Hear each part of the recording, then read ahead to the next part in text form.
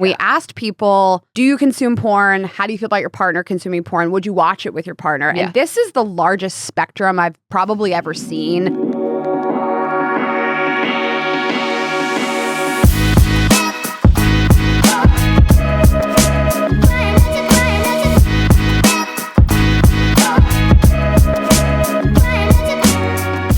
This podcast is a Dear Media production. Hi, guys. Hi, guys. Welcome back to another episode of Girls Gotta Eat. Welcome back. We're together. Wow. Oh, hold hands. Your hands are so soft. I just put lotion on. Okay, I was like, they're so clammy. Okay, it's lotion. Clammy. I am wearing your cheap garbage ring. Yeah, So I noticed. if you know the lore of shitty garbage, is that just I think it's cheap, shitty garbage. Cheap garbage. I think it's shitty garbage. I can't remember. I Is was that laying in just bed. shitty garbage? Is that just cheap garbage? But this is the ring that started it all. Yeah, the shitty. I think it's shitty garbage. So if you know, you know. Why can't I think of it? I can't think of it either. And I'm trying to. My mom always says it. That's where I got it from. I think she said just cheap garbage. So You also say dog shit a lot. I do say dog shit. And the other day I was saying on stage, I said I got the absolute dog shit jackhammered out of me. Marina, And people were like, "What? It's when you say you got the dog shit fucked out of you, I'm like, please stop. Do you think that doesn't make sense to people?" I don't like the image. It's intense. It's Like, what would it's you say? aggressive language. Well, I mean, for the point of that joke, I do mean that this guy is just jackhammering the absolute daylights out of me. Not the daylights. I don't know if I like the construction of getting the something fucked out of me. Like I would just say like I got dick down. But to your point, I know what you mean. Like It wasn't good. I want to illustrate that it was bad. it was actually it's a negative Like dog shit. connotation. Okay. The way he fucked was like dog shit. Now he's in jail, I think. R.I.P. I just had this experience in the bathroom, and I just we're not in offices ever. Like we haven't been like office girlies for a long time, but we're at the Dear Media Studios, which we love in LA. But you guys have a communal bathroom, and I'm not used to it. And it's like somebody designed those bathrooms and was like, how much space can we put around the doors? Like we want you to shut the door, and we want everybody outside the door to be able to look up her pussy. Oh, you think there's too high of a clearance? No, I mean the sides of the doors. Oh, You they're can like look straight in on both sides. Yes. What is going on at Dear Media? Carolina's over here. I'm flanked by people on every side of me peeing You think you can see through the crack? on both sides, big time. Really? Okay. You should go pee in there. Well, something happened also in the bathroom that I know you hate. Somebody pee farted? Oh my God, no. But like, maybe it was me. Actually, if I ever heard you pee fart, I don't know if we could come back from Stop. it. It's worse than a regular fart. It's so much worse. It feels more embarrassing. No, take the toilet paper and ball it up on your butthole when you're going to the bathroom. You can't pee fart it. No, a pee farts are worse because you haven't committed. A real fart, just let it rip, full commitment. A pee fart is like, you didn't see that coming. It was an accident. Yeah. Like, and I know it happens to everybody, but like, you should know to hold your pee fart until somebody turns on the water or flushes a toilet. Okay, so to your point, like you hate going into a public restroom with somebody. I don't want to, yeah. So we have a new editor with us that's no. joined our team, and her and I went to the bathroom together. And I then would as never. we're walking, I'm like, oh no, now we have to listen to each other pee. Yeah, I know. And we both just peed. And I try to be really loud. Like as soon as I walked in, I'm like, I'm kind of her boss. And like, I just am like, trying to Loud slam in the the door bathroom? loud. Yeah. You know, like you're always trying to be loud. I'm like, I don't want her to feel uncomfortable. What if she has to pee fart? No, I'm just kidding. But you hate that shit. Somebody who works for us, I don't want them to hear me go to the bathroom. So I like when know, I I walked into know. this bathroom, Laura, our other editor, was walking out of the bathroom. I didn't even like that. I didn't even like having to look each other in the eyes and acknowledge you just went to the bathroom and I'm about to go to the bathroom. And we are both people that go to the bathroom. Dear Media is packed today. It's a high vibe. I know. We were here yesterday. It was a little more low key. Maybe people were working from home. It was a Monday. But today, like everyone is in the office. I feel like everyone is just listening to each other pee and pee fart, coming in and out of that bathroom, making eye contact in the hallway. I'm not strong enough to work in an office. This is how I know. I'm not an office person. I can't sit next to a person while they pee. I mean, sometimes I'll do it with you. Yeah. You are my boss, though. Yeah. Stop. I don't think anybody looks at the two of us and they're like, Raina's the boss. No, it is weird. It's be like, I heard my boss pee today. I don't know. It's like maybe Laura, we was it weird should for have you? those boundaries. Laura, was it didn't- weird to make eye contact with me? It was. See, it was weird for her. Laura's uncomfortable. She's been sitting there, just head down. She won't look at us. Okay, let's thank our partners and we'll get into it. Okay, thank you to Parallel. Get 20% off your first order at parallelhealth.com/GGE and Skims. Shop Skims Cotton and all our favorite pieces at skims.com/GGE. Thank you to Ladder. Get a free 7-day trial and $10 off your first month at ladder.fit/GGE. And thank you to Hungry Root. Get 40% off your first box and free item in every box for life at hungryroot.com/GGE with code GGE. What's going on with you? How are you feeling? I'm good. I think that's all I have to say. We're recording still ahead of time. I'm in LA and just enjoying it. I was here for the weekend. I was without you. And we'll kind of talk about why. But I landed in LA. I drove up to Ojai and I went to our friend's hotel. It's Hotel El Roblar in Ojai, California. And my favorite California trip, if you guys are just looking for something fun to do, is I drive up to Ojai. I spend the afternoon there. I drive down to Santa Barbara. I spend the night there and spend a day in Santa Barbara. So that's what I did. I don't know. I love it. Truly, one of my favorite things about California is you can just take a million day trips in so many different areas. You can have different experiences every time. You can be in the mountains, you can be at the water. So that's what I did this weekend. You weren't with me. And then Sunday night, I came back and Shashank made us dinner. And it was so cute. He made us smash burgers and he did this little presentation in the little paper boats. And then he just sat there quietly on his phone and didn't talk. And I was like, this is amazing. Yes. And he's just been really leveling up. So if you guys are new around here, Shashank built an app called Kitchen Sink. It's incredible. It will generate recipes for you. And there's a bunch of different features. There's an import feature. So any recipe you see on Instagram, TikTok, or any blog anywhere on the internet that's the recipe is listed, you import it right into the app. So you can keep them all in one place. There's a pantry feature. There's so many different features, but the main people use it to figure out what to cook, and you can voice note into it. It's very cool. And you can follow it at kitchensink.app on Instagram and see his cooking videos. He's an influencer. He's just so good. This is one of those things. I think he always had a natural passion and knack for cooking, but he's just doing it so much more. It's getting so good. Like last night, we had a late lunch yesterday. We met with our agent. And so neither of us were really hungry for dinner. We had late lunches, big lunches. So at 9 p.m., I was like, I could really use some chicken tenders. And we have all this chicken from the butcher box. And he whipped up fucking chicken tenders. I'm going to put a photo on the screen. Raina, they were insane. So there's food that's just restaurant only for me. And I would never, it's not like I'm an idiot. I can cook. I went to culinary school, but I would never make it at home. It's smash burgers, it's chicken fingers. It's stuff that you just leave to the restaurants. So I thought never. He was going to chop up some chicken and put it in the air fryer. Why did he make a batter that had pickle brine and beer? What? I was like, why are the pickles on the counter? Was there dip? Well, I whipped us up a little sriracha mayo. Okay. All right. You participated. I did. It's my dream. You and I just literally sat there and talked shit the other night and we didn't participate at all. He was like, here's a caprese salad I made for you guys. You just put it up on the counter. And he was like, you guys talk a lot. And I was like, you don't talk at all. And I love it. It's amazing.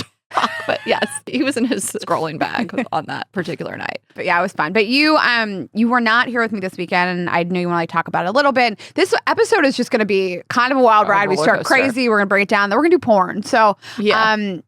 I think it's just important to talk about what you did this weekend, and yeah, that's all. Yeah. So again, we're recording a little bit farther in advance, obviously with us being long distance now. So this will have been a few weeks ago as you guys listen to this. I was in Tennessee, Franklin, Tennessee, to be specific, which is a very cute town outside of Nashville. And that is where my friend Stephanie lived. And it was her celebration of life. So I'm gonna really do my best. I'm gonna keep it together. She passed a few weeks ago. This wasn't an immediate passing and then funeral. There was some time between. And she's my age. I met her on the first day of freshman year in college, and we were friends ever since. We lived together for 2 years in college. We have a group of 7, and we have been best friends from college since college. I think it's really special. I think not everybody stays in touch with their college friends or stays close. And so the 7 of us have been a part of each other's lives for 20 plus years. And everybody came to the wedding recently. Yeah, everybody came to the wedding. They've come to our shows. Yes, Raina's met all of them, and they're just a huge part of my life. They're like family. They know me on a level. You and your college friends, you've lived together. You just know each other on a level. You grow up together. You become adults together. And Stephanie and I were always really close. We all were. And after my bachelorette party in Atlanta, there was some concerns we had, and we really encouraged her to see a neurologist, and they found a huge brain tumor, which was shocking, and we couldn't believe it. And it was an all hands on deck. She's got to get an immediate surgery to remove this brain tumor that had been impacting her eyesight and her life. And they got it all out. The surgery was really successful, but there was a long recovery, and all she wanted to do was make it to my wedding. I was the last one of us to get married by 10 plus years. All my college friends got married in their 20s. She had been divorced. She had been divorced for about 10 years. And she has a daughter who is now 12. And my friends have since even expressed to me how important it was for her to be there for the wedding. And that was like a date she had in her mind. And we were in constant communication. Obviously, it was like I would check in on her every day, doing everything that we could, rallying around her. And I was like, of course, if you can't make it to the wedding, you can't make it to the wedding. But she really, really wanted to. And I had like an hour-long phone conversation with her in that window of time between August, when she had the surgery, and obviously November. And she was like, I think I'm going to be able to do it. And she came, and she had an amazing time. And I think there were some times where maybe she moved a little bit slower and she couldn't drive yet. Not that she would have been driving around, but that was like the next thing she wanted to do, was be able to be cleared to drive. And this isn't about me, clearly, but like, I am so glad she could come. And my friends were like, Ashley, you don't understand how important that was to her to be there, for us all to be together. And that was the last time I saw her. She sees the other girls more. Like, they live closer, they live in the South, and they have children that all are friends now. It's like very sweet. And she had been doing really well. Like, when I tell you this was so shocking, it was like there was a risk of stroke or seizure, but she had been on medications and she was doing well. And we all thought she had a great long life ahead of her. And my friends were trying to reach me. We had just gotten back from a trip. I was getting texts like, we don't know where you are, what country you're in, like whatever. Like, and I was getting all these texts from my college girlfriends, and I just thought someone's parent died. I had this wasn't even on my radar. Like, that's how much we thought things were fine. And as I called back, Shashank was in the bed. Shashank goes, I hope it's not about Stephanie. And I was like, there's no way. Like, that's just not that. And it was just like a pain I've like never felt. Like, it was like just, I have no words for how that felt. And like the breakdown that I had, and I'm so glad he was there with me. And after that, like, we just couldn't believe it. The days, the weeks that followed were a lot of ups and downs. I had like, there's better days than others, and I'm trying to live my life, of course, but I would think about it and I would like remember. And then it's like, we have our group chat she's not a part of. All these things are just like, they are like a punch in the gut. You cannot believe your friend is gone at this age. This is so different. This is not a hot take, than someone's grandparent dying. Someone that dies of the appropriate age, like a 43-year-old woman shouldn't die. And it's just one of those things. It's like really hard to comprehend, really hard to digest. And the grief came in waves, and thinking about her family and her daughter. And she was just such a wonderful person. The things that we would say about her, remembering her, we would have Zoom calls regularly as the group, and really try to comfort each other and be there for each other, and constant communication about everything. And like, I was going to be in charge of delivering the speech on behalf of all of us, which felt like an impossible task to write it, to deliver it. But I did it, and it went as well as it could have given the circumstances. But just us sharing what an incredible person she was. Now, she just really wanted the best for everybody and wanted the best life for all of us and for herself. And she had so much more life to live. It was like, I mean, it is so hard to even digest still that she's gone. And I don't know. I wanted to share this because we share a lot on this podcast, what's going on in my life. And for anyone who's experienced this, I mean, it is just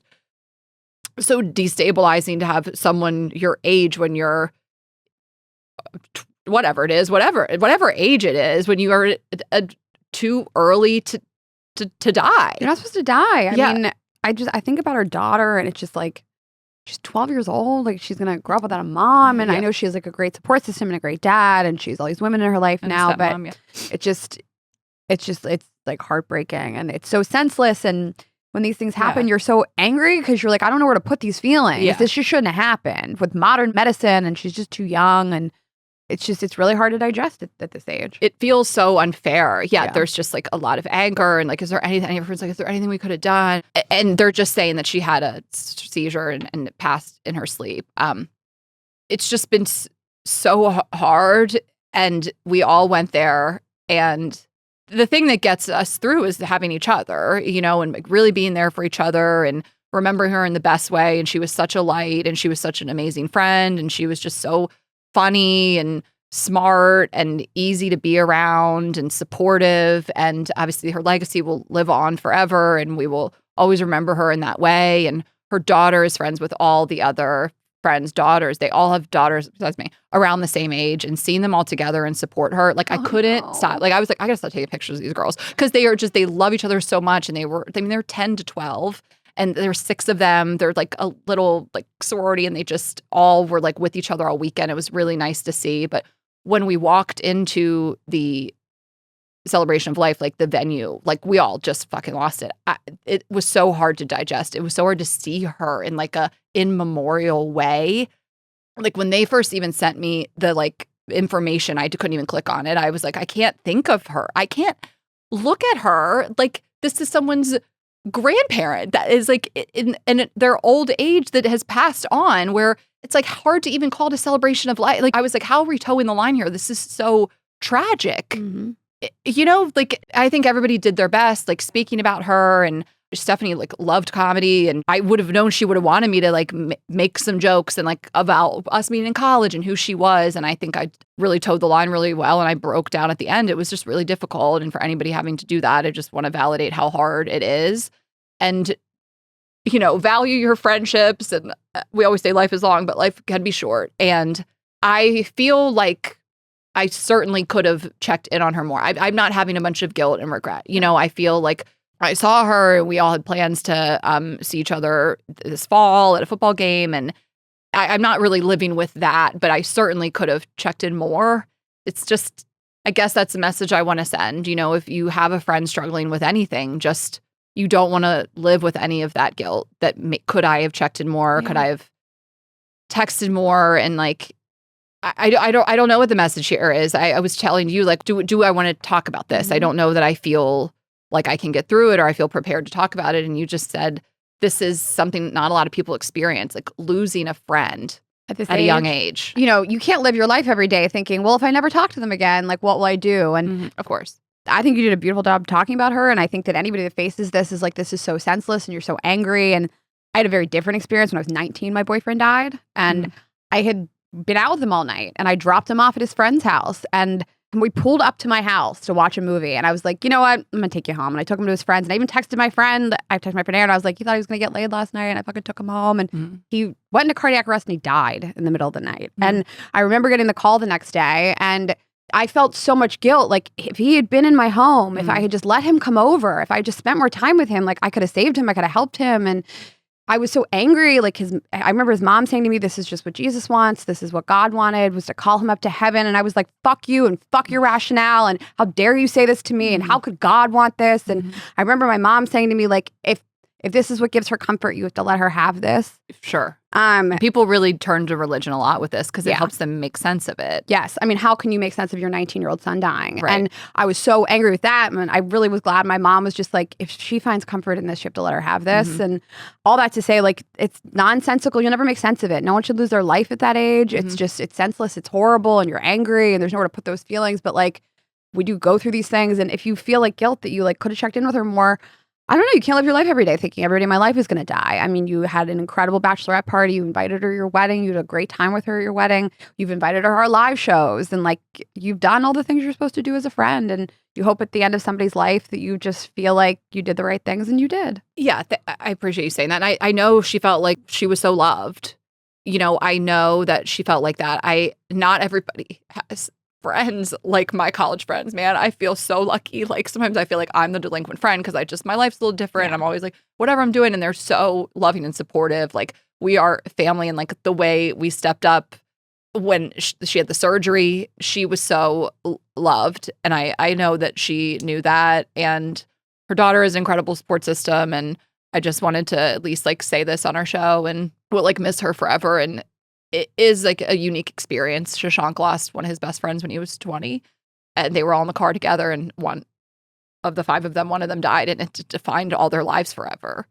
Like these things, like they define you, and you never like forget it. And the pain like doesn't go away. It just changes form, you know, and it comes up when you least expect it. We always say that grief is not linear. It'll just be like good days and bad. And you can someone that's not in your life day to day, you can move through life like not thinking about it. You don't have to. It's different than someone you live with. It's different than someone that you're friends with, you see all the time, you talk to every day, your pet. Like you can not think about it. Mm-hmm. And then it kind of hits you out of nowhere, Yeah. and you can't believe it, and you need to take time to grieve it and cry it out or talk to people. And I think one thing, like throughout all of this, the last like month or so has just, sometimes I'll be like, I'm having a really hard time. And like everyone's like, me too. Like that sense of community, like friendship is so important, like female friendship. I mean, all friendships, but it's like, you just never be scared to tell your friends when you're grieving, like I'm having a hard time, and just let them like be there for you, and just, take care of each other and value your friendships, and just tell people you're thinking about them and check in on them and do all the things. I love you. And you did a beautiful Thanks. job honoring her. And I wish I could have been there. And I thought about coming, and it just felt like, She, this is not my place. what I will say is it was packed, and her mom was like worried that there wasn't going to be enough room. And I was like, I hope people are standing room only. And it wasn't a huge room, but like, it just goes to show, like that's what you want. Yep. You want it to be standing room only, people celebrating this life and mourning this person who made such an impact on their life. Yeah. So I was glad to see that. It was a sellout. Well, cheers to her for selling Yeah. so many tickets, Yeah, babe. Cheers to her. We love you, Stephanie. We'll miss you forever. So, What are we going to talk about? let's do an ad break. Great. Let's and then talk we'll about just we'll reset. Yeah. Well, thank you guys for being here. Yeah. And thank you guys. And we know you want to know what's going on in our lives, and that's been something that's been going on in my life Yeah. for I think you did a beautiful job talking about it. thanks. All right. Well, Okay. I am going to tell you guys about Hungry Root. So we were talking about cooking and talking about food. We always have stuff from Hungry Root in our fridge, in our cabinets. And we love this because I sometimes just don't want to go to the grocery store and buy stuff for Shashank to cook for me. So this is great that I can just have Hungry Root in my house, especially going back to school. So if you are parents and you have families and things are just getting like more stressful and more busy, this is going to be a great time to get on to Hungry Root. So you are going to get your box with all of the personalized food items that you want. There are over 50,000 chef-crafted recipes. Many of them are ready in just 15 minutes. I love a lot of their recipes. So you're going to get the ingredients and you're going to get the recipe cards. So I've done like pastas and tacos and all kinds of things. There's always something new to try, but you're going to get everything else too in Hungry Root. So the meats are really great, really high quality. You get your vegetables, get your snacks, really get everything. And you can just skip that trip to the grocery store, and they are going to tailor your box to your specific preferences. If you have food allergies, anything like that, you can get high protein, anti-inflammatory. You can get stuff for quick lunches. I mean, I cannot tell you, this is so great for any lifestyle, but especially busy lifestyles, especially families, all of the above. And you can just stay consistent with your eating, eat healthy. It is really one of those things where you don't realize how much you're going to rely on it until you have a week without it, which I can speak to that. And again, we mentioned the recipes, but it's so much more than just like a meal kit. It's going to be everything that you need to eat for the week. It's going to combine the convenience of the meal kits with the variety of a grocery store, but you're going to skip that trip to the grocery store. So you guys are going to love Hungry Root as much as we do. For a limited time, get 40% off your first order, plus get a free item in every box for life. Go to hungryroot.com/GGE and use code GGE. That's hungryroot.com/GGE, code GGE to get 40% off your first box and a free item of your choice for life. And I'm telling you guys about Parallel, and so many of our friends and family have gone through pregnancy. And I think that a lot of people don't really know what to take for a prenatal, postnatal, all the way through pregnancy. And Parallel has really addressed that. So I love what they're doing. And what you consume from Parallel changes as your pregnancy changes. So they make all these different packs with Parallel, and there's different ones. So if you're trying to conceive, if you're egg freezing, if you are your first, second, or third trimester, all the way through postpartum, they have different vitamins that you should take for your body, and they package them separately. And I really love what they're doing. They make it really simple and easy to digest. So for example, like in your first trimester, you get a premium prenatal from them and extra B6 plus ginger for nausea support. But like in your third trimester, you need something else. So their whole thing is like, you shouldn't take the same thing the whole way through. So in your third trimester, you get a premium prenatal and probiotics to support gut health and baby's microbiome development. And you literally switch packs as your body and the baby move through different phases. It comes in one daily packet, so you don't have to like piece all these things together. And it's easy to throw in your bag. So if you travel a lot, they just make it really friendly to throw it in your bag, take it on the go. The products are high quality, so they're OBGYN founded, third-party tested, winner of the Clean Label Project Purity Award, research-backed ingredients, and there's no synthetics, colorants, or allergens. So if you are pregnant, trying, or postpartum, you need to check out Parallel. I cannot recommend it enough. We have them give us an exclusive code just for you. New customers use code GGE and get 20% off your first order at parallelhealth.com/GGE. That's PERELEL health.com/GGE. Can I tell you that when we got in here, we were like, why are there tissues on the table? What, are people crying? They're like, Ashley cries a lot. Ashley's a Cancer. Yeah. And she's sensitive. She cries. So we're going to do an episode about porn and porn preferences today. But we thought a good way to just warm up the episode, and then I'll give you my thoughts on all of our research. And you guys submitted so many answers, and we'll give our thoughts on that. But we wanted to kind of warm you up with an email, just speaking of masturbation, you know? That's the one? I thought you wanted to start with the other friend's nudes. That's what I want. But he's jerking off. Okay. Oh, sorry. They're both jerking off. Tons of jerking off. In this honestly, this whole episode's about jerking off. Okay. But we wanted to kind of warm this up with a pretty debatable topic, and then we're going to move into actual porn. Debatable? I've never heard of this. So sometimes we get emails and you guys tell us stories that are surprising. They catch me off guard. I really feel for people in situations that are tough to navigate like this. So the subject line of this email is help, found my best friend in my boyfriend's wank bank. Oh, this is hard. Immediately, I'm sad. Break up with that friend. I'm just kidding. So she writes, longtime listener since day one. I'm writing because I really need some clarity on a dilemma that I'm struggling to make sense of. Last weekend, I found a screen recording on my boyfriend's phone of him searching for my best friend's Instagram account and opening her story where she was wearing a bikini. It became pretty clear that he had saved the video to masturbate to. When I confronted him, he admitted that was exactly what it was for. This isn't just any friend. She's my closest friend in the world. He insists it has nothing to do with wanting her specifically, but rather that she became part of a fantasy because he knows a lot about her sex life. We're all very close, so he says that information fueled his imagination rather than any emotional or romantic feelings towards her. We've been together for 10 years. We have a healthy sex life, communicate well, and this is the first time anything like this has ever happened. Since then, he's taken full responsibility, been genuinely remorseful, and even started therapy because he recognizes how inappropriate and hurtful it was. Also, I think they're British. Why do you think that? Well, wank and the way she spelled recognizes. It's funny you said that like it's like the smoking gun. Also, I think they're British. I don't know. I just...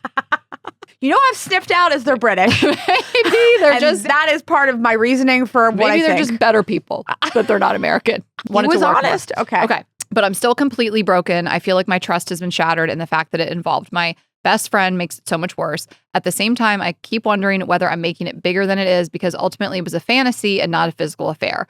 How do I reconcile those two things? Is this something a relationship can genuinely recover from, or does the involvement of someone so close fundamentally change? I'd really love to hear your perspective because I feel completely stuck. Thank you for everything you do. Oh, I mean, right off the bat, Ashley and I want to just validate, this is really hard. Like, I can't imagine being like, these are the two closest people in my life and my husband's masturbating to her. And like, it can't help but change your feeling about your friend, even though it has nothing to do with your friend, obviously. And nobody more than me thinks that we are entitled to our own fantasies and thoughts. And just because you have a partner doesn't mean you're no longer attracted to other people. We're entitled to our own private thoughts and fantasies. But it would just be really hard. And we have another girlfriend that also like read her boyfriend's journal and he was like, I want to fuck her friends. And right. This is probably a pretty common thought, but to find it in the phone, it would have some like tangible evidence would be devastating. I'm sure a lot of husbands are like, your friends are hot. Well, it made me think of you and I because of the notion about him knowing a lot about her sex life. Yep, absolutely. But that could just, they don't have to have a podcast. Obviously, they're just been friends for a long time and you talk about that kind of stuff at dinner or over drinks. So he knows a lot about it. A few things give me hope for this couple, and I want to completely support her staying with him if she wants to. Yeah. This isn't like break up with him after 10 years. No. They've been together for 10 years. He has taken responsibility, been remorseful, and is going to therapy to work on this.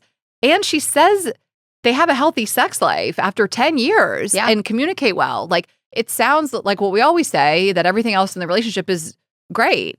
So are you going to be able to come back from this is the question, though. I think she should go to therapy, too, which is annoying. It's fucking annoying if you have to go to therapy and pay for it. Maybe he'll pay for it and deal with this. But like, someone else, a professional, may be able to help you make sense of this and give you the right tools and language to reframe this, to move past it.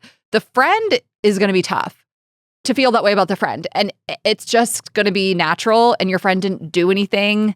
And if she's been a great friend to you for however many years, it's just tough. I think I'd feel some type of way. That's what the therapy is for. That's whatever the tools are to be able to have the self-talk of when I'm looking at you, I'm fucking pissed because you've had the audacity to post a bikini pic that my man screenshotted. And then, you take it like 10 steps down the road and you're like, well, she doesn't look like me. And is he attracted to me if he's attracted to this? But I agree with everything you said. At least he admitted it. And he's being honest and upfront. And I genuinely, in my heart, and it's easier said than done, but I genuinely believe just because somebody is masturbating to something or fantasizing about something does not mean that they will ever act on that. That doesn't mean he wants to be with her or he likes her as a person. He's just saw something and he was like, I know kind of a lot about her and I'm turned on by it.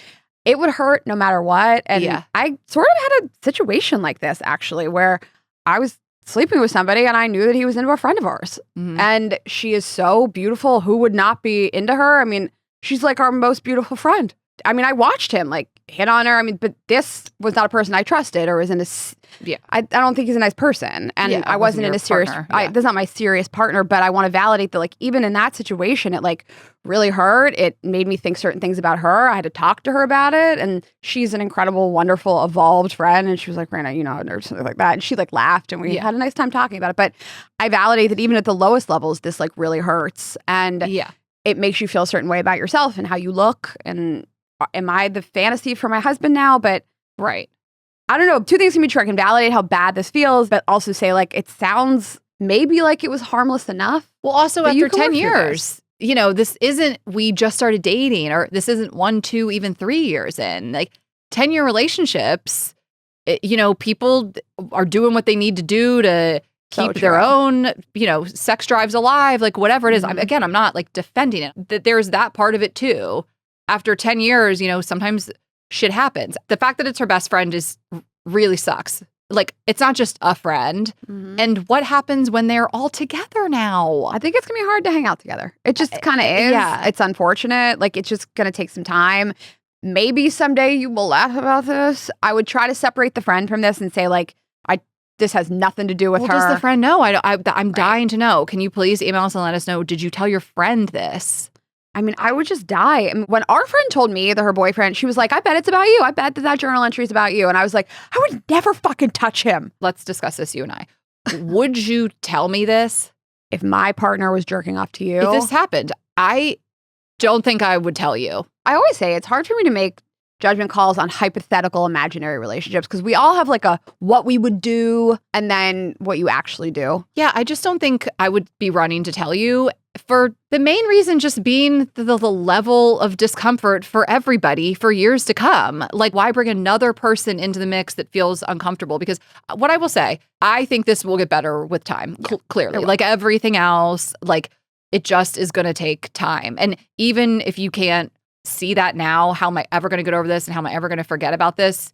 You will. You will. I hope, if you do some work and are healthy and stable and secure and really want to move past it, you will in time. I mean, you shouldn't be humiliated. It feels humiliating to say to your friend, my longtime partner is attracted to you. I mean, it would be hard to get the words out. I mean, when I talked to our girlfriend about the fact that this guy that I was seeing was clearly into her, it was horrible for me to get the words out. And I had to express to her, I'm not mad at you. This has nothing to do with you, but it creates feelings for me about you. And it has nothing to do with my trust in you or anything like that. It's hard to say the words. And I think the only reason why I would maybe have to say something is because I would feel in the immediate future I needed to create distance between my husband and that person. And if she's why can't I come over? I think it's in a moment of vulnerability, you can say it. I think you just have to decide, and there's no timeline. Like, if you want to tell your friend this weeks from now, months from now, you can.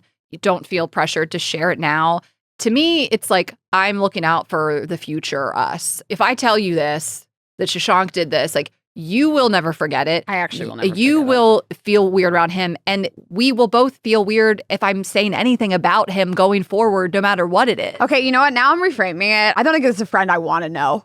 I don't think I need to know. You know what? You could just exclude me from what you guys are doing. I don't need to know this because you're right. Everything you say to me, I will see it through this lens. And every time I see him, I'm like, ew, you jerked off to me. It's gross. Well, and you hope this is your closest friend. You hope she's not someone who feels competitive with you and gets off on this a little bit. There is that too. I don't know. You could have kind of a toxic friend that's going to get off on this and not hold it over your head, but be thinking in that way. Your husband jerks off to me. He thinks I'm hotter than you. You hope that's not how your closest friend thinks. No. I'm not saying it is, but to me, it would just be like, if I tell Raina this, like, I'm never really going to want to say his name in front of her ever again. It's going to create this discomfort in the air. It's always going to be the elephant in the room. So why don't I just like hold this in, deal with it privately in my relationship and try to move past it or break up with him? Either or. No, I'm just saying we support it either way. Like, if you can't get past it, then don't get past it. We support your decision as an adult that knows the relationship better than we do. I think if you were to ask me, is this normal and healthy? Kind of. It's not the end of the world. I think that like it's unfortunate that you found this. I think that the reality is lots of us are attracted to other people, even though we're in a committed, healthy relationship, especially after a decade. And I do understand, you know, there's just a scenario where like, I'm sure that this woman is beautiful. I'm sure her friends are beautiful. And her husband's like, I've heard a lot about her sex life. And it could really not be deeper than that. It's just, it's unfortunate he screen recorded it. It's unfortunate that she was see this. The front end of the screen recording was him searching for it. Like, do better. Okay, Raina, let me ask you that. So stupid. Like, how did you get caught, sir? Just delete it. Right. What was she going through his phone? There's that too. Oh. I am in Shashank's phone for stuff all the time, like videos, pictures, like we go on vacation, like we're with either of each other's phones. So maybe they had that type of healthy, trusting relationship. I don't really know that she was going around snooping. Okay, let me ask you this. Is the screen recording more egregious than just a screenshot of her in the bikini? That screen recording is nodding. So weird. That's what it is. Like, what are you doing? You can't record. The effort. It's the effort for me. Like, honestly, it's a screenshot of a story in a bikini. I'm like, yeah, she looked hot. Fine. Totally. You have hot friends too. You got to keep like your finger on the thing. You got to go back and forth and back and forth. The effort it took. It's so from a lazy man. And like, have I ever been attracted to my boyfriend's friends? Yeah. And have I wanted to fuck them? Probably. The way you said that with your full, yeah. I date ugly guys and their friends. No, I'm just kidding. No, I don't. But have I been attracted? Name them. Name them. Have I been attracted to my partner's friends? Yeah, I'm a human being. I have eyes. I wouldn't act on it, but I certainly wouldn't get caught. That is so crazy. Yeah. You can't just use your imagination. You can't just think about it. You had to screen record this. I think you should talk to him about just being a better snake. Yeah. So I wanted to tell you this. I've been like holding it in to say for this email. Oh, no. No. So the other night, Raina's over. And when she came over, I had just gotten off the Peloton. So I was like, I had to go up and take a shower. And she sits at the counter and talks to Shashank while he's like cooking dinner. And they're friends. Obviously, they have a great relationship. But as I'm going upstairs to go take a shower, I go, be good, you two. And immediately I hear, I just missed you. Oh, I just missed you too. I laugh to myself. I've been holding this in to share the podcast. I literally go, be good, you guys, just like kidding. And I don't think they clocked me. Immediately I hear Raina go, I've just really missed you. He's, I missed you too. I'm like, is this serious? You couldn't even wait till my legs were still through the railing. You could still see me going up the steps. You guys didn't even wait till you heard the shower turn on to talk about how much you missed each other. I don't even remember this. It's how natural it was for me. I didn't clock this at all. No, they said it in a platonic way, but I was just like, is that dead ass? They were not trolling me. I don't even think they heard me say. I forgot you were even there. It's so funny. Obviously, all we talk about is you. But like, I didn't even pay attention. No, you guys really like. I really love that. Clearly, I'm sure there'll be a Reddit thread after this. But I've said this for weeks to be able to think that. I love that you guys have a genuine friendship. Yeah, I love it too. And I think about it all. We were with our agent yesterday. I think about him all the time. I think about him all the time, honestly, when I'm masturbating. Honestly, though, in the reverse, it's very funny. Like, in the reverse, like, I see a picture of Shashank in your camera roll. I'm like, okay, girl. I take it as a compliment. Yeah. I was going to tell you, I masturbated something totally different last night. No, we were with our agent yesterday and he was asking, he wants to protect his investment, which is me and you together. And he was asking like, how's the long distance? Yeah, how's long distance going? And like, I don't even think I just had this thought, and I don't know, you and I just talk so much, but I thought like how lucky I feel that you have a partner that kind of supports like if you and I are going to be for the next 6 months long distance, that he's like, I support that Ashley needs to go back and forth. She's not going to be around me all the time. And if she needs to move, we'll move. Like, as our agent was just like, let's focus on your relationship. I thought like there is a third person in this relationship. And I'm so grateful that like he loves me and that like he's like on board to make sure that like we feel good and supported. And it would be really hard to feel like your partner was my op. It's my worst nightmare in the world. I've always said it. The thought of it like makes me sick. What we have, the three of us, it's at the top. Yeah. It's the farthest end of the spectrum in terms of like health and security, and there's just no weirdness in any way.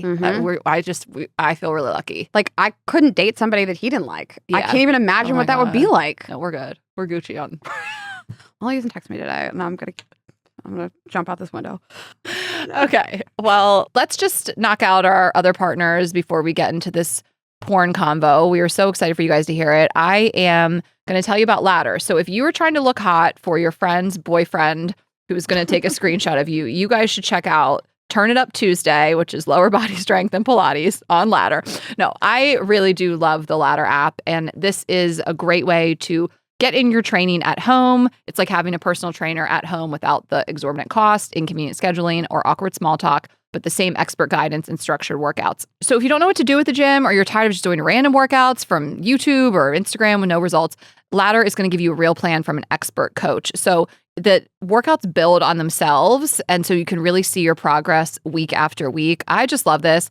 I do some workout classes. I don't go to the gym and figure it out. So I'll go to a workout class, but I work out at home a lot. So I really, really love this. It is an expert strength training plan. It's not just a content library. These aren't influencer workouts or challenges. It's real progressive programming designed by certified coaches. So you get a new plan every week that builds on the last. Like we mentioned, that's where the name Ladder comes from, and you can see your progress. It feels like having a coach right there with you. There is a community, there's a group chat, your coach answers your questions, and members motivate each other. We really love this about it. The app is so easy to use, like it looks great, it's really intuitive, and we just like, again, love the chat feature. There is a nutrition feature as well. Again, structured workout plan, not random exercises. It really is a plan, which is if you really want to get in shape and you have these goals, that's what you're going to need.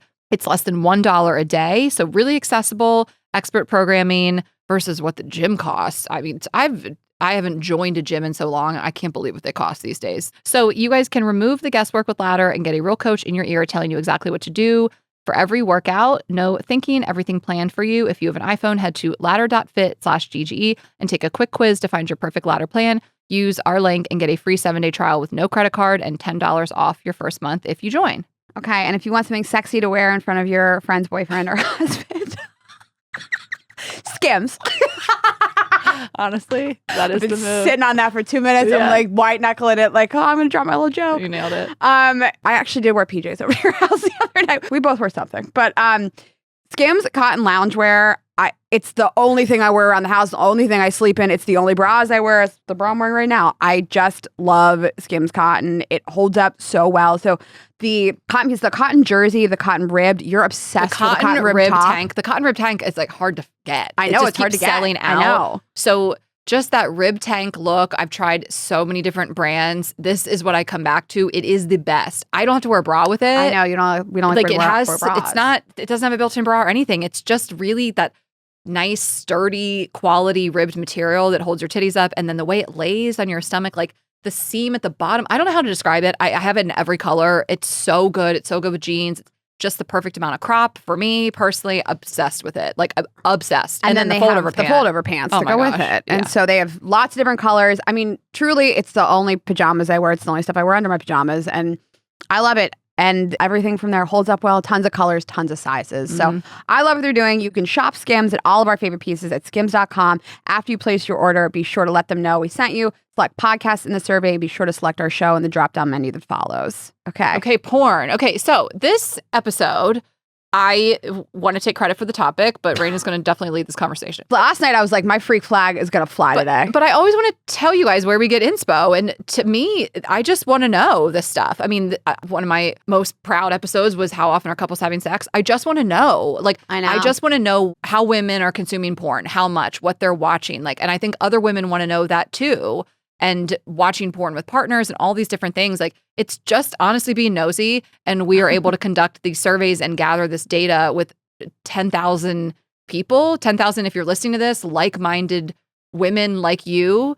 So honestly, that's where it came from. And we're going to dive in, but it's more just like people want to know, am I normal? You know, what's normal? What are people doing?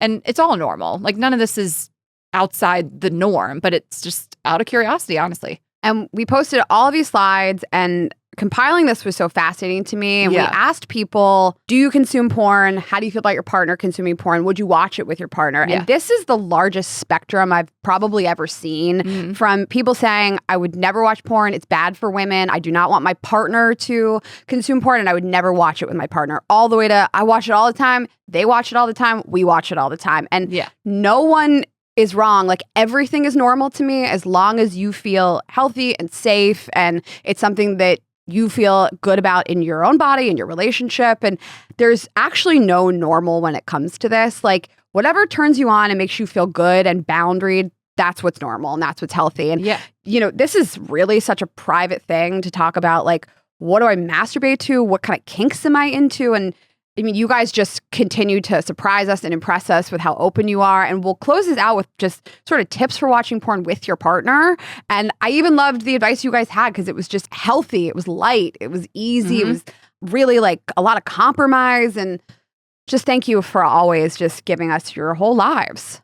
Yes, we really love that you guys share this stuff with us and feel safe and comfortable. Obviously, porn can be a problem. I mean, porn addiction, that's not necessarily what we're talking about here today. We've discussed it in the past. And kids watching porn too young of an age, it's super damaging. Like, to see images before your brain is fully formed or before you've ever even had sex is really a huge problem. Again, not what we're talking about today. I just want to put those things out there, because like, porn, everybody does it. It's like, there are real problems with porn, but we're talking today about like consenting adults consuming porn. A reasonable amount of like healthy porn. And we will get into it briefly about how people feel about their partners consuming porn. And people are like, if it's a problem, I have a problem with it, you know? And I mean, I discovered porn at a pretty young age. I just had been like really sexual my whole life. And that's not, I can't really attribute it to anything. Like, I just developed really young. I mean, I remember being like 11 in like a women's locker room and noticing other women's bodies and noticing that I was attracted to women's bodies. And I discovered lesbian porn really, really young. And I sort of was just like, what does this mean? It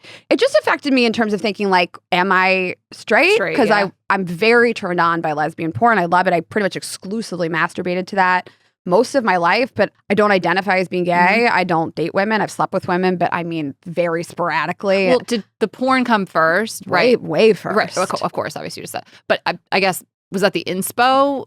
Like, did watching lesbian porn make you be like, I like this so much, I should maybe try to be with a woman, right? I mean, it's interesting because there can be, I very much genuinely believe, we talked to therapists about like Ian Kerner on our show about this, there can be a real disconnect between what you fantasize about and your private thoughts and masturbate to and what you want to do in the real world. That guy doesn't want to fuck that girl's friend. Yeah. Or her dad or her stepdad. And, you know, we're going to get into like kink categories and stuff, but I genuinely believe that you can be turned on by something and masturbate to it, and that's where it stops. And for me, it was just, you know, I think there's a lot that goes into lesbian porn, which is that it seems like it's for the woman's pleasure. It doesn't feel violent. It's something that looked like something I would enjoy. I mean, a lot of heterosexual porn is really just like slam, slam, slam. And unrealistic. It's not realistic. It doesn't look like it's for women's pleasure. It's not through like the female gaze. And so I think it just felt like it was female pleasure to me. And that maybe is just where it was rooted in.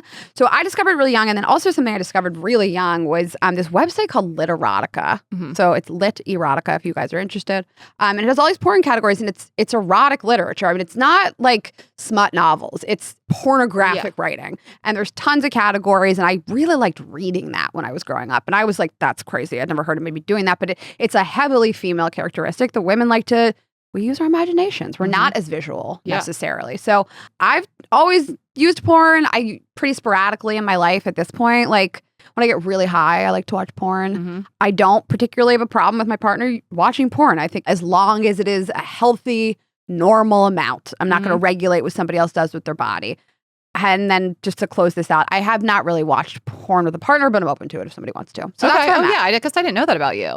I don't think I have, but if anybody ever suggested it, sure, I'm down. I'll try anything. It's never come up. Did your ex watch? Do you know anything about him and porn? Because he was great in bed. Like, I'm thinking of your past partners and their level of kinkiness. Like, you're super sexual and you're on the kinkier side. You're not really vanilla. Like, you're down to try stuff. I'm like trying to think of your past exes. I actually don't know if I've really asked. I was talking to this guy last night because I was talking about prepping this episode, and he was like, "What porn categories do you like?" And he told me what he liked, and I was like, "Oh, this is like a nice, healthy conversation. I love hearing this." He was like, "I love watching many pussy because I like deep pussy." I was like, "I'm in love with you." You guys got all the friends over real quick. I would like to credit Ashley with getting me out of the friend zone This episode, so I will take the credit. But I think it's a really great gateway to talk to your partner about what turns them on. And I think you can learn some tips and tricks. And if you want to watch it together, it's a great way to feel turned on. I don't know that I've really talked that much to my partners. I've never caught my partner jerking off. Mm-hmm. Like, I've never had an experience. Like, I've lived with 3 men. I've never caught any of them jerking off. But like, I think it's normal and healthy because I do it. And it's normal and healthy to me. Right. But I've never watched porn with a partner. Yeah. I don't really watch porn. I don't think I've ever claimed to. You know, I have certainly seen some porn, but it's not a part of my regular life. Obviously, we have an app that has erotic audio. And when we started that, I had to listen to a lot of it. And I was obviously very turned on and would obviously listen to it recreationally on top of it being part of my job. So I really do like that erotic audio. I just love the sound of like a sexy voice in my ear. And I like the normal non-porn content. Like, I like sexy stuff. I like Heated Rivalry, and I loved like the horny scenes in Off Campus. Like, my favorite scene in Off Campus was the mutual masturbation scene, and I like really hot stuff. It really turns me on. I love to watch sex, but not in a pornographic way, in a, I guess, more commercialized way. And I don't want to spread Shashank's business. He's not a big porn watcher either. I think in our relationship, I think we have a really great healthy sex life. We dibble and dabble in different things. We use toys and do the things, but neither of us are real porn watchers. So that's not something that I've ever really had to think about when it comes to him. And yeah, I mean, that's really pretty much it. I masturbate at a healthy amount, more so when I've been single. We have a sex toy company, all the things. I wasn't as early to it as Raina, like kind of started a little later, like after I'd had sex. Like I didn't start masturbating till early 20s. I'd had sex years prior. And I would like come up with my own fantasies in my head. We've always said I like masturbate to my own thoughts and fantasies and like previous past sexual experiences. I've just never like put on porn. So that's my story. You know what I'm curious about? Because we did not poll for this is, I live alone. You don't live alone. The only time I ever turn on porn is like I get really high. It's late at night. And I really like to When masturbate do you when I'm watch high. it? Like, if you lived with a partner and you're like, I don't need to watch porn with my partner. If I want to get off, I'll fuck my partner. Like, anytime I've lived with 3 men, I don't think I watched porn. Well, I'm not masturbating as much. And like, we have sex regularly. We have a good sex life, but it's not every day. It's not 3 times a week. And so, like, so personal. I know. I feel like wow, this is crazy. Other people have this conversation. Well, but wild. I would usually masturbate at night, and I'm in the bed with him. That's what I'm saying. And if we want to have sex, then we have sex. But like, my masturbating has been more on the road. Yeah, always obviously. back a vibrator, and I'm doing it in the hotel. Vibesonly.com. We sell the best vibrators we've ever seen. I never leave the house without them. Yeah, and they're a lot on sale, so check those out. Vibes Only. I bring the Lucy bullet with like one of the different sleeves on it, and that's what I just throw in my suitcase. Just because I'm like, it's not like I'm going to be so horny, and it's just like I don't do this as much anymore, and I like to do it. Who does it? I only do it when I'm going to sleep. When I wake up in the middle of the night, I can't go back to sleep, or first thing in the morning. That's when you're in the bed with your partner. Right. Why would I do it if I had a partner around? Yeah, exactly. Yeah, I wish we would have crowdsourced that too. And just in general, I think people probably mostly watch porn at night. Yeah. I don't know if you wake up and you put a porn on. I mean, you do you, but I think it's mostly animals. Okay, well, now that we've bared our souls. We were talking and I was like, who does this? This is crazy. But I mean, we own a sex toy company. I think the cat's out of the bag, you guys. Yeah. And if there's anything about this show that we are really proud of, besides the fact that we have, a decade-long career, it's that we want to normalize this stuff for people and, make you feel like it's healthy and self-pleasure. Nothing is healthier. So we polled you guys, about 13,000 of you. Yeah, so it's usually about like at least 10,000 of you guys that respond, which is a great subset. And we did say women only. That's what we want to talk about today is women's porn consumption habits. So we said women only, and find that most of you guys are in the 25 to 35 range, upwards of 45, as young as 18, whatever. But we opened it with just how often do you consume porn? And 41%, so the majority of the respondents said never. So, I mean, again, it's like sometimes you're like, everyone's doing this, everyone's watching porn, everyone's eating ass. They're not. But like 38% are saying once a month. So that's a close second. And again, it just depends on the demo, you know? I mean, you could poll people who are listening to maybe a really sex-based, full, like raunchier podcast, and the stats would probably be different, but these are just kind of like the Girls Gotta Eat listeners. So once a month, 38%, once a week, 15%, and more than once a week, 6%. So I watched porn the other day, and I don't think I've turned porn on in months. Like, I just go in waves. Yeah. I just, sometimes it's more, sometimes it's less. And, we will talk about what type of porn you guys are consuming, but I think a lot of people are really turned on by like smuttier type literature, not pornographic writing, but like Lucy Score's books. So Things We Never Got Over.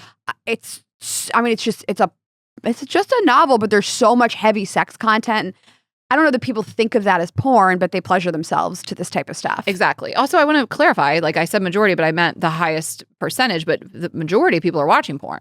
So 59% of people are watching porn compared to 41% that aren't. So more people are than aren't. Just while I want to clarify that. And we put up that slide first. So I think that people's first thought is pornographic videos. And there is stuff you read, you watch, and you listen to. So I don't know. I think some people might answer that by saying, no, I don't watch porn, but I read it or I listen to it. So the next slide is we asked you guys, what kind of porn are you consuming? So 68% of you, the largest number, said they're watching porn. But then we said pornographic literature, 21% is reading porn. And then listening to erotic audio, 11%. So watching for sure, looking at photos or videos is always gonna be the highest, but a lot of people are reading it. I find it really pleasurable. I love it. We did clarify, like it's not just 50 Shades of Grey, or I think it's really more like what you X-rated. Yeah, X-rated stories. stuff that's not just at Barnes and Noble.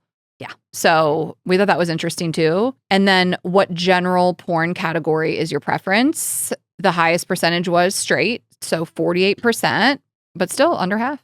And then second percentage was lesbian at 29%, and threesome, group sex, 21%, and then gay male is 4%. I think you guys are lying. I think you heated rivalry girls are lying. I thought lesbian porn would be higher. Okay. I cannot even tell you guys how often like a friend of ours or a listener will just say like, I've always really been into lesbian porn and I've never known what it meant. I mean, so many people. When we had Ian Kerner on the first time, who's a world-renowned sexual psychotherapist, we had him on in like 2018, right?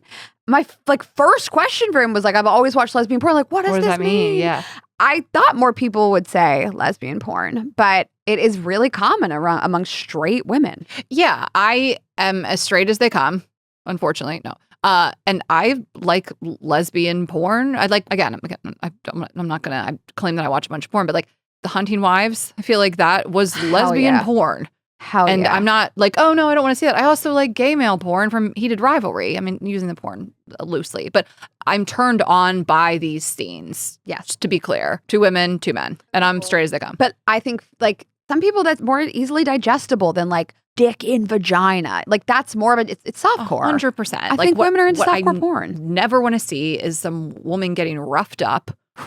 And just shoved in, all jostled around. And, I always talk about that scene from Tell Me Lies. I didn't like it. I don't like when it's too rough like that. So yeah, 2 women is always going to be a little bit better. I could watch 2 women roughhouse. Roughhouse, just fist each other. Because I feel like Heated Rivalry was more gentle. Well, that's all softcore porn. Exactly. And I think that's easier to digest. It's actually like more true to life. 100%. Like I watch straight porn and I'm like, no one's doing this. Oh no, again, the dog shit. The dog shit fucked out of them. So this slide, I had a lot of fun seeing what was in there. So we said, what other porn categories, kink and otherwise, are you guys into? There was a huge range. Yeah. The number one that I came across, I'll tell you guys what the first and the second were, but number one most reported was massage porn. I saw that and I get it. I have never been more turned on in my life. I was in a car with this guy who I was sleeping with, and he was telling me about getting jerked off at this massage parlor. I don't even know how it came up. He's just like, yeah, I've been to one, and this is what happened. And I don't think I've ever been more turned on in my entire life. Listening to him talk about, I mean, by the way, this is not my boyfriend who I was in a committed relationship with, different story. Yeah. But like, and then I started telling him this story about like when I was at this massage parlor. Yeah. And it was like the hottest thing. So I like get it. So massage porn, honestly, like number one response. Very close second was power dynamics. And that kind of, it ran the gamut. So teacher and student, boss and employee, and a ton of like step families. So stepdad, stepsister, and dad fucking sister's friend. That came up a ton. I see Laura out the corner of my eye. Laura, I'm glad I don't have to look at you. I'll be totally honest. I'm thrilled. Okay, massage porn makes so much sense because it feels attainable.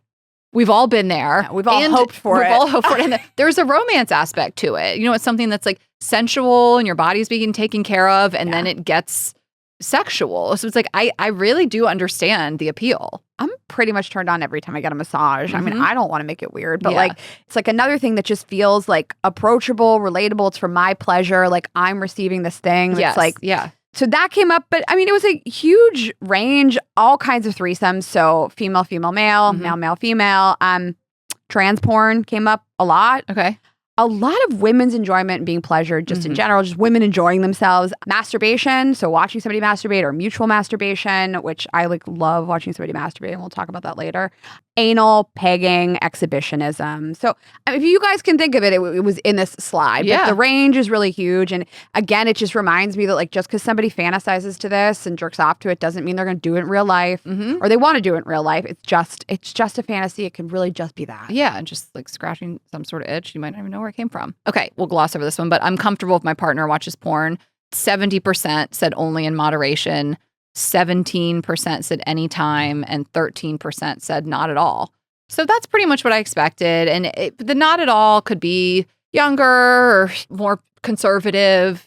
Some people don't like it, and that's fine. So we put up a slide after that said, what are your just general thoughts on your partner consuming porn? And this was the biggest range I've ever seen. Yeah. So from people just being like, it makes me feel like I'm not good enough. It bothers me a lot. And I struggle with this notion of like, what do these women have that I don't? I'm worried about porn addiction. A lot of people are in the middle. I don't love it, but I just don't want to hear about it. You know, I just don't tell me about it. Don't bring this to my attention. I think that's where most people are. Like, I don't need to hear about this, but you can.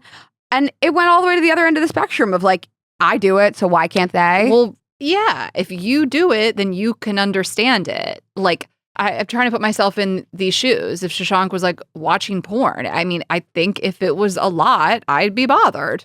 I think that's how most people feel. Yeah. And that was the overwhelming response of like, it's healthy if it's in moderation. I don't want to know about it. If it's a problem, then it's a problem. Yeah. And I have a problem with it. And anything in moderation is fine as long as it doesn't affect our sex life. We actually had one person say, I have a unique situation where I have very low libido. So this is a good solution for us. I don't think it's that unique. Yeah. And I don't know how old she is, but you certainly lose more libido as you age and for various reasons, whatever you're going through. And so that works for them. She's like, go watch porn and jerk off. Yeah. I don't feel like doing that. I won't do this. Yeah. Hit me up next week, maybe. I think whatever boundary you want to have to me is fair as long as you communicate that. Like you can have a no tolerance policy for it. That's fine. And then we really got into the juicy stuff. This is really what we wanted to discuss, which is, do you watch porn with your partner or past partners? So we really were just wanting to get a vibe on like who's doing this, who's done it. And 58% never. So majority never. 27% said on occasion. 13% said it totally depends on the partner. And 1% all the time. Freaky 1%. All the time. All the time. Okay. Good for you two. You found each other, which is what's important. So we're going to talk about a few things here. What was the motivation and how's that worked out for you? How did it come up and what are some tips and tricks for doing it? And I mean, overwhelmingly, it was really positive. The motivation, it's great foreplay. It leads to more sex. It really just turns us on and gives us other ideas. I mean, it has been really positive. It spices things up. It adds something new to the mix. And I love to see that people are just trying something new. It keeps the flames burning. And all the way, of course, to it was awkward and it was not for us. Yeah. And it says it leads to sex or an argument and no in between. I can see that though. Like, we will talk about tips and tricks for doing this to your partner, but I can see somebody being like, I like this category. And you're like, excuse me? Right. What the fuck? Yeah, I do think if you want to do this, maybe you talk about the type of porn you like before you put it up on the screen and make a decision. Like maybe just have a more soft intro into it. What kind of porn do you like? Instead of you guys pulling up Pornhub and then you're like, wait, what? Can I ask you a question? Because I was thinking about this last night, like when couples watch porn together, do they like mirror it from their phone to the TV? I Like don't how know. are they pulling it? I'm really curious. I think it's probably a laptop situation. A laptop, because I'm always watching porn on my the big screen. phone. Oh, But one time I decided to like gift myself just a fun experience and I mirrored it to my TV. yeah. But phone. But that would be hard with a partner to be like flipping through stuff on my phone. Oh my God, we should have put you guys, please let us know in the comments. People are gonna be like, I'm not doing that. My face is on my avatar. They all told us, they were like, I like to watch stepdads fuck their right? But daughters. a bunch of people on YouTube and Spotify aren't gonna be like, I like to watch porn on my TV. We mirror it. But if you feel comfortable, please do. I mean, I think why not put it up on the TV? Yeah, it's a special treat. Mirror your phone onto the TV. Because I think we have this image of porn being more secretive. So you're on your laptop, you're on your phone, you're under the covers. If you're in your house with your partner, put it up on the big screen. 100%. Put it on the projector outside on the roof. Put that dick in HD. And then first time watching porn with a partner, how did it come up? We're curious how you guys are getting there. So 40%, the majority of respondents, we came up with the idea together. And then 30%, my partner suggested it, and 30% I suggested it. So, I mean, I don't really have much to say there. That's kind of what I figured. Sometimes it's your idea, sometimes it's their idea, sometimes it just sort of happens in conversation. What I could see happening more is something, again, like softcore porn, like leading to sex. Yeah. Like a television show, like Heated Rivalry, if you're cool. Yeah, we watched Heated Rivalry together. Did he get hard? No. He didn't get hard. I was hard. It's a great way to start. I was going to say that. Like sexy TV shows. We watched Hunting Wives together. I feel like we were really horny after that show. Uh-huh. So those are my two recommendations. That's a great, Hunting Wives is a great tip. You're pull up some old Cinemax from the 90s. Well, I'm glad that you said that because we did ask people, like, how do you start? And one of the first responses was start with something kind of tame. You don't need a hard launch, a new kink right now. Yeah. And so I like the idea of like Hunting Wives, which is not intrinsically, it's not hardcore porn. It's just like, this is some sexy TV. Yeah, 100%. So I like that. You guys had so many great tips, but you know, obviously talk about this ahead of time. You should talk to your partner always about their fantasies and what they're into and approach it with like curiosity. And I do think some stuff that, not that you don't want to hear, but some surprising stuff is going to come up, and just know that you are kind of like opening a bit of a Pandora's box. So try to approach this with curiosity and understanding and not judgment. Yes. Be open-minded. Again, have the conversations ahead of time. And those things are just nice, fun, sexy conversations to have in the first place. Like, why not? Like, why not discuss it ahead of time? Don't frame this as something missing in your relationship. Again, just like in addition to what's hopefully an already healthy relationship is let's spice things up. Do it drunk the first time. Take the edge off. Yeah. I think if you're a couple that drinks, you've had some drinks. I don't think it's sober Sunday morning. You want to put a porn Farmer's on, market babe. time? Yeah. Like No. it's got to be at night with you got a glare coming in off the TV. Alcohol. Yeah. Smoke a little weed. Yeah. Don't take it so seriously. Just have fun. So most people overwhelmingly said so this is women answering, I choose what to watch, and that's what makes us the most comfortable, and that he'll be turned on if you're turned on. And most women said, we do what I want. Yeah. And I'm supportive of that 100%. in every area of your relationship. And then lastly, high level, make your own porn and rewatch your own videos. I have never done that. I never want to see my cheeks getting clapped in HD and 4K. I mean, I have made videos for people I've been dating, and I send them on Instagram in like disappearing mode so that I don't have to worry that they're being screen recorded. But it really turns me on to make them, and I will obviously save them to my phone, and it turns me on to watch myself. Mm-hmm. So do that. Yeah, just build up to it. Yeah. You can ease into all of this, and it can be over time. And that was like, we years ago in 2021, we did an episode about BDSM with the dominatrix, and she also was saying, the first thing I tell people is like, start with a sleep mask, a blindfold. Like nothing do you have to go in at like the Black Diamond Hill level. 100%. So just ease your way in. And so many people are doing this. And also if you do it once and you're like, this is not for me, that's fine too. Lots of people feel like that. Mm-hmm. You're not some like nerd or prude if you're like, I'm not trying to watch porn together. Yeah, exactly. Okay, we are going to end this with one final email. She says, I'm curious what you ladies think. I've been with my husband for 6 years, married for 3. Recently, I've expressed interest in wanting to watch him masturbate. He is completely turned off by the idea and thinks it's super weird. He says it's his private time and doesn't want me to watch. I think it would be super hot, and I'm also just curious. I have told him he could watch me. or we do it at the same time, but that still hasn't convinced him. I've also asked what is a fantasy of his that I could fulfill, and he wants to give me a facial, but I don't really want that. Maybe fair is fair, though. What I'm wondering in a committed relationship is masturbation commonly a private thing, or are people out here just watching each other or doing it at the same time? And we just don't know, is this kinky or normal behavior? But really, what is normal these days anyway? Would love to hear your thoughts. I think it's kinky and it's normal. Yeah. And I think not wanting Yeah. to do it and, any part of this is normal. Both of you are right. And it's not both of you are right, both of you are wrong. It's just both of you are right. And I've dated somebody in particular. I really enjoyed that. We enjoyed that. I liked to watch him. He liked to watch me. That's was a really fun, sexy thing. But that is like a high level kink. It's normal because I felt safe and I felt turned on by it. And I loved when he sent me videos. But that's not for everybody. I think a lot of people don't feel comfortable in that environment. It is their private time. A lot of people are not going to sit on a bed and masturbate in front of another person. And they're both normal to me. I know. I just think there are a lot of guys that aren't comfortable doing this. I still think he would like to watch her. Who wouldn't? Mm-hmm. He's got some kink in him. He wants to come in her face.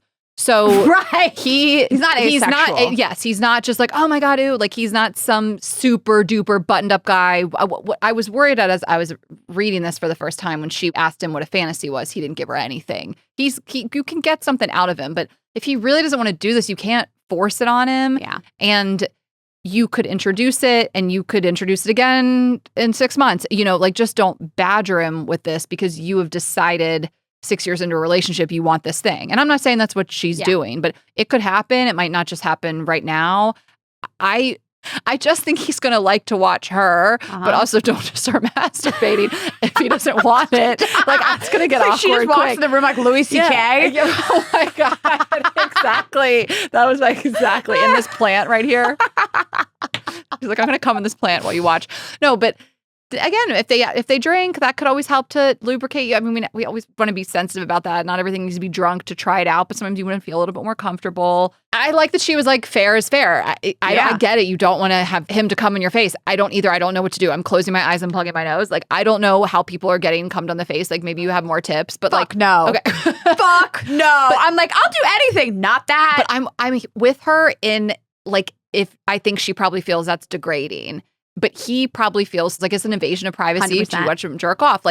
Neither of you are wrong. You don't want to be degraded. He doesn't want to feel like you've invaded his privacy. And so I don't know. Can he come on your neck? Can we your chest? Your chest. Yeah. Can we work up to that? Yeah. Give him just enough? Can he come on her chest and she's like, let me see you touch your dick? Yes. I don't know. Can we sort of start to build up to this? But again, don't badger him too much. You guys have been together a long time. This is probably coming out of nowhere for him. Yes. I mean, that's the other thing. When I told you about this, that I was doing this with this guy who's probably the most sexual person I've ever met in my entire life. Maybe a sex addict. But I don't, I say this to say this is not intermediary level stuff. This is advanced. This is advanced level stuff. And you were like, my husband and I are not at home jerking off in front of each other. I mean, I wrote that down. I was trying to work a bit out. Shashank comes home, he's lay on the bed and masturbate. I'm like, what? I'm working. You're still in your work shirt. You're going to boss me around? Take the dog out. No, we have a great sex life, but yeah, it's weird to picture.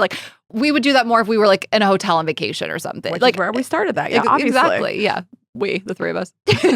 You were in the hotel too. No, yeah. So were some other people. I was down the hall. Yeah, you were in the hotel somewhere. I think it's really sexy and it really turns me on. I think a good compromise, he watches you. Maybe what I would also do is while you guys are having sex, I would touch myself. And which also feels so kinky. And so if he enjoys that, I think it's a short step to well, what if you just watched me solo? I'd be surprised if that hasn't happened. Who isn't touching themselves during sex 6 years in? I don't know. A lot of people. Okay. Yeah. This is no shade. It's just this woman who wants to watch her husband jerk off, I'm sure has stroked her clit while she's on top. Well, if you haven't, start. I feel I didn't do that until my 30s. I was that's the sexiest thing I could ever do. Well, look at me. I'm such a baddie. Okay, well, great. Start there. I think you start there. I think he can watch you. And I dare him to not touch himself while he's watching you. Mm-hmm. Why don't you tell him? Why don't you sit there? Don't touch yourself. I'm just laughing thinking about she's just always trying to catch him. She's always in the he comes in the kitchen. She's like sitting there masturbating. Like she just walks around the house masturbating. So she's like, you better look at me. Don't look away. They're on a car trip, like a long car ride. Yeah, she traps him on a road trip. Exactly. He's like, why are you taking your He's seatbelt off? driving. And she just starts 100%. masturbating. What are you going to do about it? What are You're you gonna driving. But I mean, I really am rooting for you guys because I think it's so fun and like such a special treat. And I hope to do it till the day I die. Yes. Well, thank you guys so much for sharing. As always, we just love that you are so open with us and sharing your lives and allow us to do episodes like this with a lot of data. So we hope you enjoyed it. Girlsgottaeat.com, Girls Gotta Eat podcast on Instagram and TikTok. I'm Ash Hess on Instagram and TikTok. Raina is Raina.Greenberg, RainaGreenberg.com for her tour tickets this fall, tour starting soon. And you can watch a full video on Spotify and YouTube, Vibes Only. Get those some sex toys. They're incredible. Lots on sale right now. So hit vibesonly.com. And that's it. We will see you guys Thursday. I don't even know where to go from here. Have a great week, guys. Bye.